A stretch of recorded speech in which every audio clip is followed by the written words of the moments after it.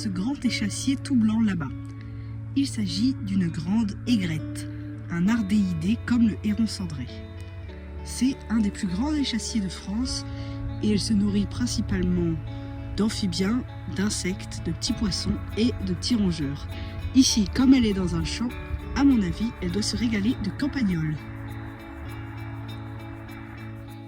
Deux cigognes blanches dans un pré, ou plutôt d'une prairie inondée, en train de chercher de la nourriture.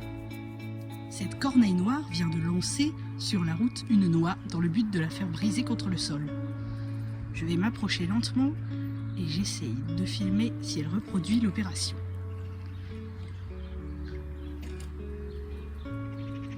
Le nom de la corneille noire est Corvus coron, mais je l'ai déjà présenté dans une vidéo précédente. Et c'est un oiseau extrêmement intelligent.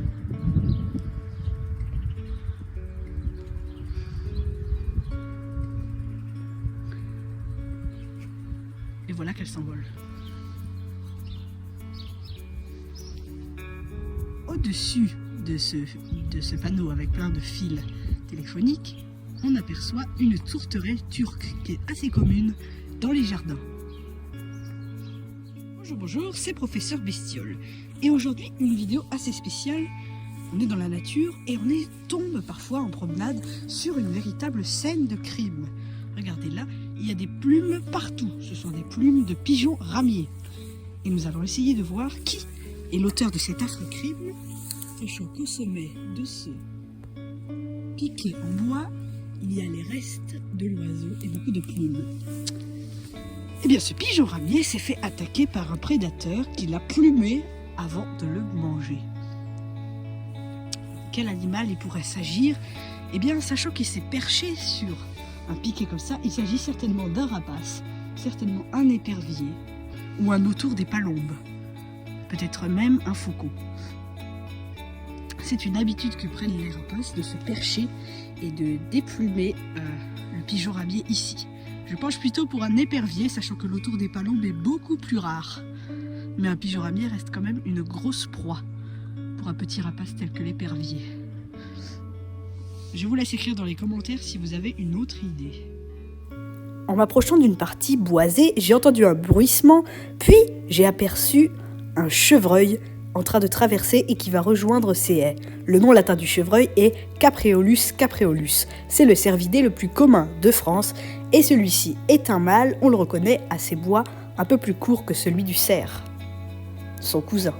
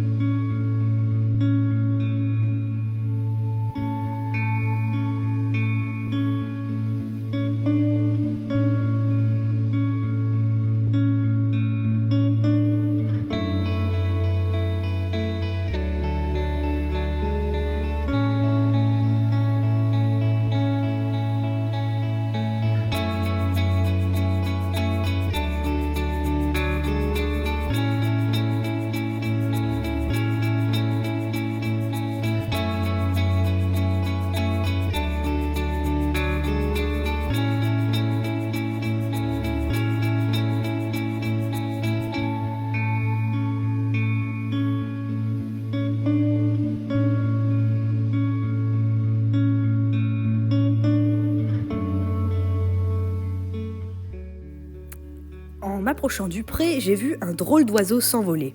Il s'agit d'un faisan de Colchide mâle. J'ai réussi à le photographier rapidement. On le reconnaît de la femelle parce qu'elle est beaucoup plus terne. Lui a un collier blanc autour du cou, un plumage beaucoup plus roux et beaucoup plus ciselé, une tête noire avec des reflets bleu-vert et un contour de l'œil rouge.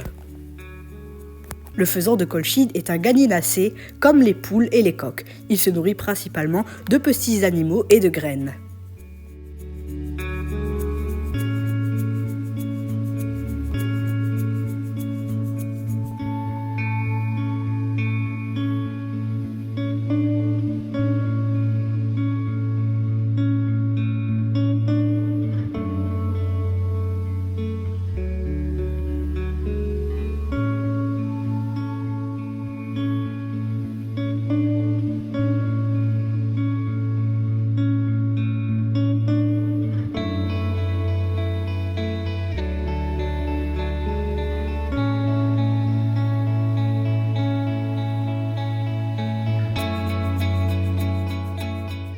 Perché sur un piquet, on peut aussi parfois apercevoir une buse variable. Je suis au bord d'une route et je trouve un oiseau mort. C'est un corvidé, plus précisément un jet des chênes. Son crâne est brisé et il reste presque plus de plumes sur la tête, mais plein encore sur le corps.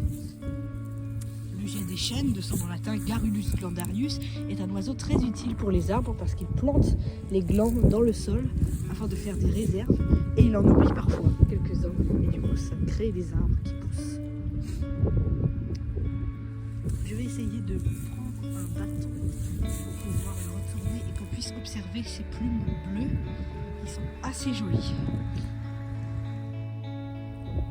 Voilà, là on le voit beaucoup mieux à quoi il ressemble de près. Le jet des chênes avec ses magnifiques plumes bleues sur les ailes et son plumage roux sur le dos ainsi que sa moustache noire juste sous le bec. C'est vraiment un des oiseaux les plus beaux de France et c'est le corvidé que je préfère parmi tous les corvidés. Repose en paix, petit jet.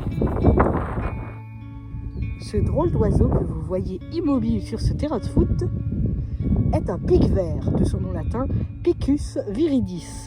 Et contrairement au jet, lui, il est bien vivant. Il fouille le sol avec son bec pour chercher des fourmis. Là, il m'a repéré, donc il est immobile pour ne pas que je le repère. Mais je l'ai vu. Sur le chemin, j'ai aperçu cette drôle de crotte. Elle appartient à un petit mustélidé qui s'appelle la fouine. Je vous ai promis une vidéo sur les limaces et leurs prédateurs. Elle arrive très bientôt, elle est en cours de préparation, juste après celle-ci. Sur ce, je vous dis à bientôt.